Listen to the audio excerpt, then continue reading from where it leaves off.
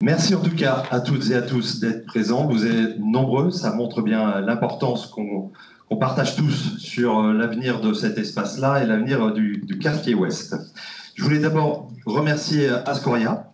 Nous sommes accueillis ici par eux. Ascoria, c'est une formation, c'est une école de formation qui forme l'ensemble des, on va dire des professionnels sociaux, mais aussi également des animateurs. Je pense que certains et certaines d'entre vous n'étaient jamais venus. C'était l'occasion et ça nous permet de voir la qualité des locaux. Merci à vous. Merci à Empreinte Citoyenne. Ce soir, ce que l'on fait, c'est sérieux. Vu le nombre que vous êtes, on ne peut pas se permettre d'improviser parce que cette parole doit être captée et doit être utilisée. Je vais vous expliquer pourquoi. Alors ce soir, moi, ici, et une partie de l'équipe du municipal qui est présente, on est là pour vous parler. On est là pour vous expliquer ce qui se passe depuis presque 10 mois. On est là pour tenter de ne pas que subir la fermeture du casino géant, mais aussi trouver des solutions ensemble. On va poser quelques règles. Je ne sais pas tout. Je n'ai pas les réponses à absolument toutes les questions. Mais ce que je sais, je vais vous le dire. Et à partir de là, on va essayer de trouver des solutions. Ce que j'aimerais, c'est qu'on prenne tous bien conscience du moment que nous partageons ce soir. Il y a peu d'occasions dans l'histoire d'une ville d'avoir tout un quartier qui peut se transformer et de le partager avec vous. C'est ce qu'on va essayer de faire ce soir. Ça appelle de la responsabilité, ça appelle de l'écoute et du respect de la parole de chacune et de chacun. Alors, je vais vous raconter ce qui s'est passé depuis le début. Vous avez devant vous les 3 étapes de ce que je vais vous dire, c'est-à-dire l'expliquer, trouver des solutions et le travail collectif. Il y a des acteurs dans cette histoire que je vais vous raconter. Le groupe Casino, évidemment. Tikeo, ça vous dit rien pour l'instant, mais vous allez comprendre un peu plus loin. L'EPF, c'est l'établissement public foncier de Bretagne. C'est un outil à la main du maire. Et évidemment, nous. Alors maintenant, d'abord, vous expliquez les choses, vous donnez les faits. Les faits, c'est qu'en janvier de cette année, le groupe Casino, au niveau national, a été mis en liquidation judiciaire. La dette de ce groupe, c'est 6,2 milliards d'euros. C'est 4000 employés qui vont se retrouver sur le carreau, dont une soixantaine ici sur Saint-Brieuc. Qu'est-ce qui s'est passé dès le mois de mars? Eh bien, dès que ça a été annoncé, vous avez vu arriver Auchan, Carrefour, Intermarché, et à essayer de racheter tout ce qui pouvait être achetable. Et arrivé au mois de mars, il restait une trentaine de sites dont personne ne voulait. Le liquidateur judiciaire a mandaté un cabinet parisien pour essayer de vendre chacun de ces sites d'une manière unitaire. Je me suis mis en contact avec, j'ai travaillé avec ce liquidateur, moi, et quand je dis moi, c'est l'ensemble des services, pendant près de 3 mois. On a contacté tous les propriétaires de supermarchés, tous les propriétaires de groupes, les directeurs, on a contacté absolument tout sur le territoire des Côtes-d'Armor et un peu plus loin. Personne n'a voulu reprendre le supermarché Casino. Il y a eu une offre, pour être tout à fait honnête, et elle a été de 1 euro. Elle n'a évidemment pas été acceptée. Elle n'a pas été acceptée parce que le liquidateur judiciaire a dit « ce site-là, pour rembourser les créanciers, je veux en prendre pour 6 ou 8 millions ». Donc on est coincé. Alors maintenant, on ne va pas se mentir. Vous et moi, on connaît ce site. Pourquoi personne n'en veut? Il est beaucoup trop grand, il est mal configuré, il est vétuste. Rien que les problèmes de toiture sont chiffrés à plus de 4,5 millions de travaux. Vous imaginez? Le sujet est très compliqué pour un repreneur. Il ne sait pas combien il coûte à l'intérieur, il ne connaît pas les charges, les fluides, les mises en sécurité, les loyers. Quand on a pris connaissance des loyers, les loyers sont exorbitants. Or, les loyers, je peux vous assurer que les créanciers, ils veulent absolument les toucher. Bref, à ce jour, personne ne veut reprendre ce site.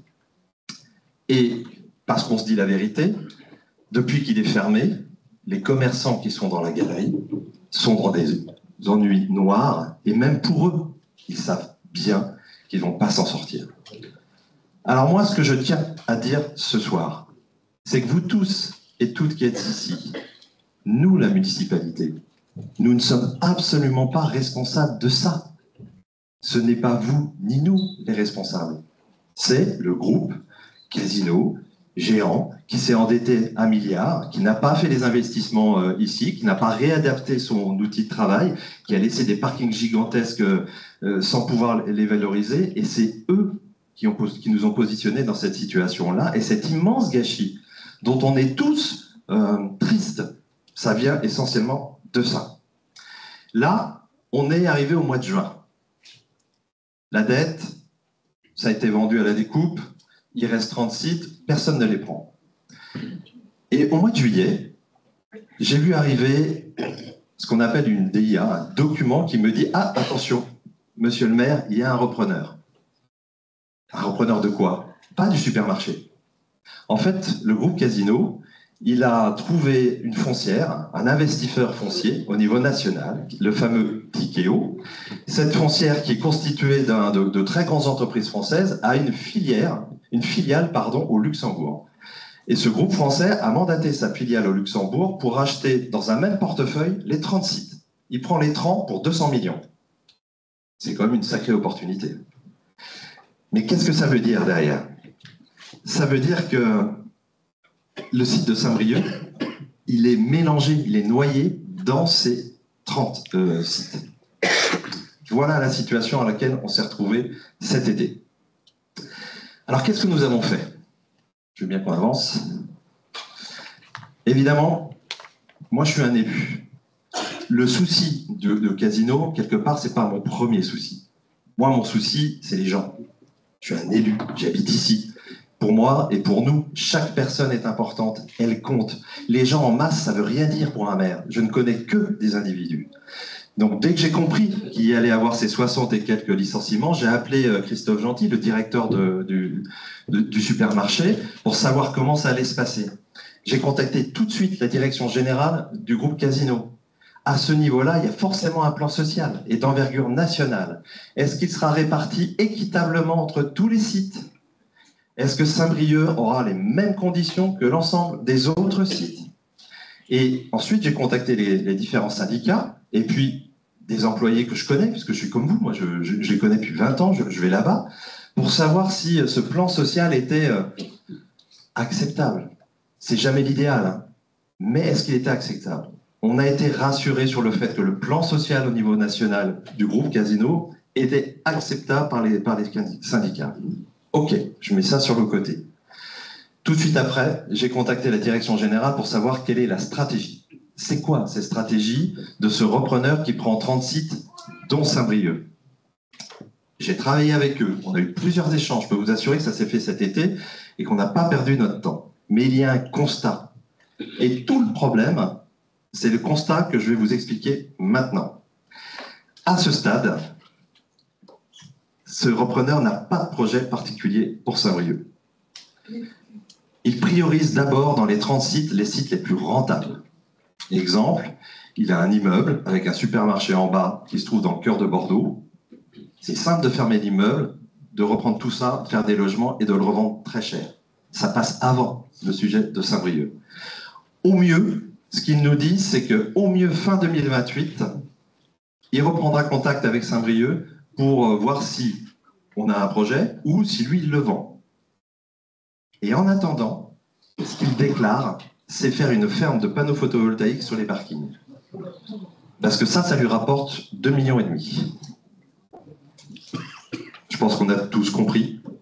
C'est une friche qui va s'installer là. Et c'est pas illogique. Le groupe Tikeo, c'est pas un constructeur, c'est un investisseur foncier.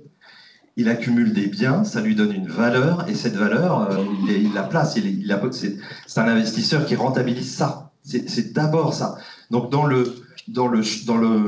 regard d'un professionnel comme lui, ce qui compte, c'est d'avoir cette valeur de 200 millions et de ses biens, notamment Saint-Brieuc, dans son portefeuille. Et il ne dit pas qu'il fera rien, mais c'est pas sa priorité. Il verra ça ensuite, une fois qu'il aura traité les autres espaces. Ça, c'est la situation dans laquelle on s'est retrouvé à la fin de l'été.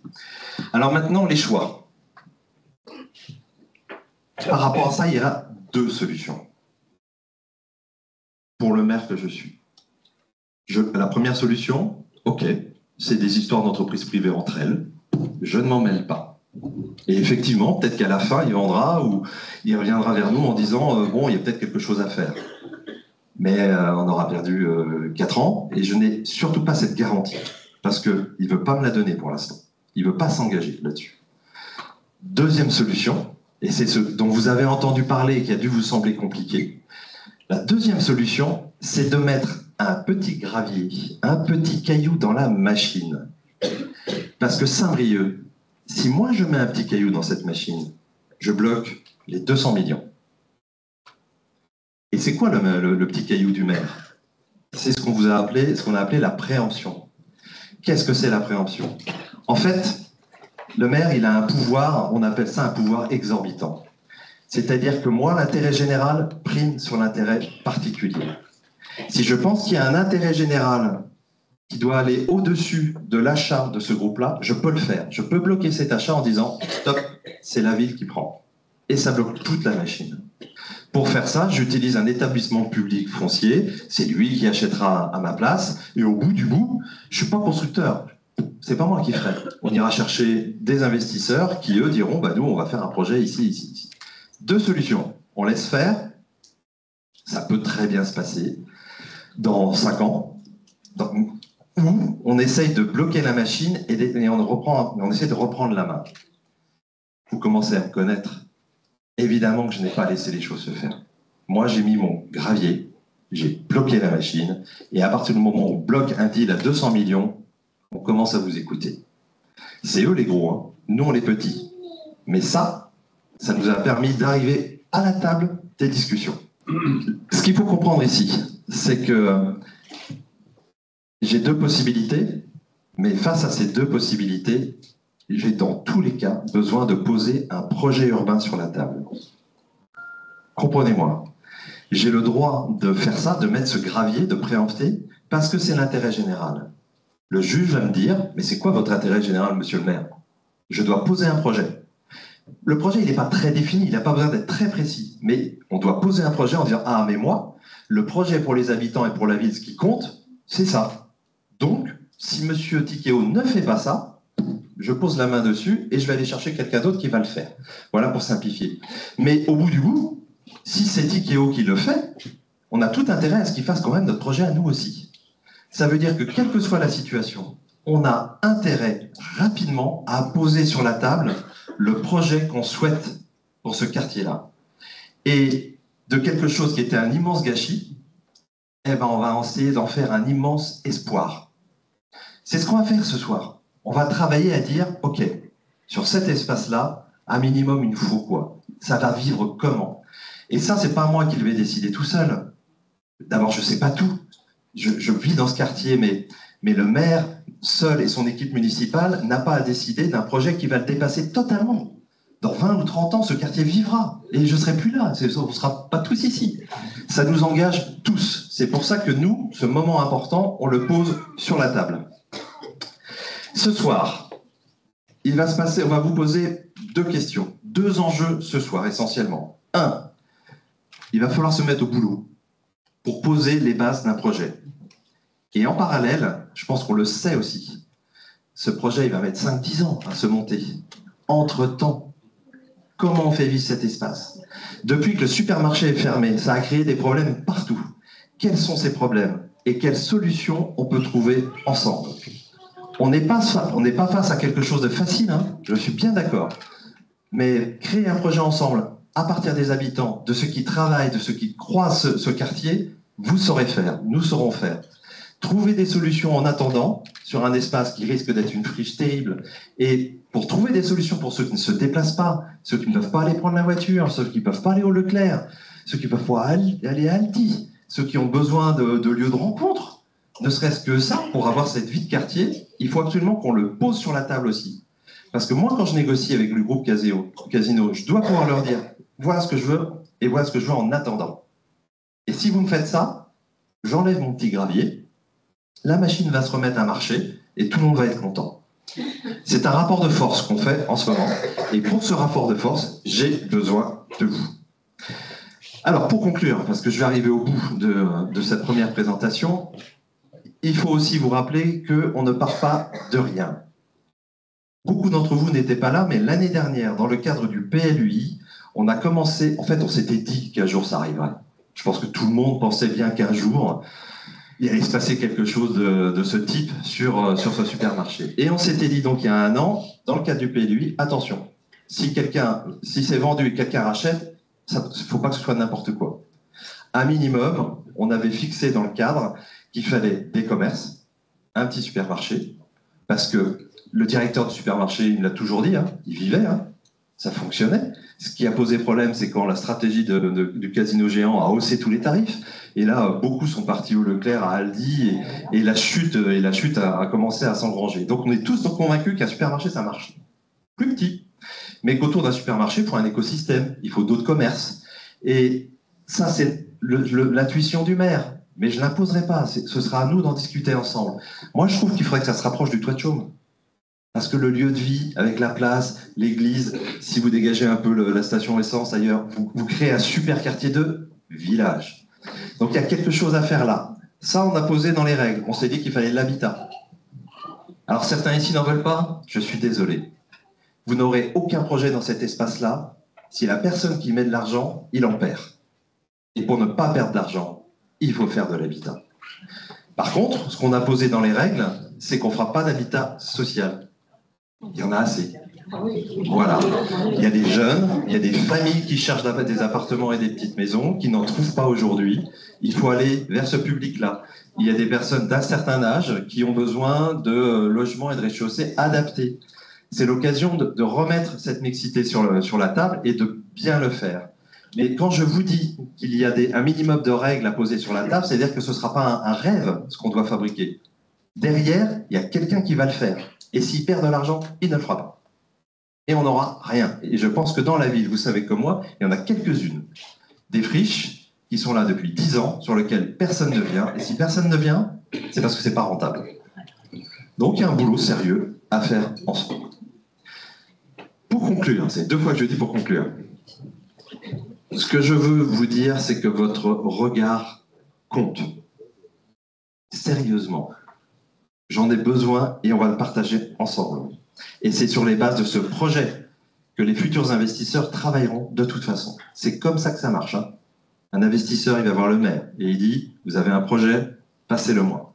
S'il est rentable, je le fais. » À nous de rendre ce projet au départ rentable.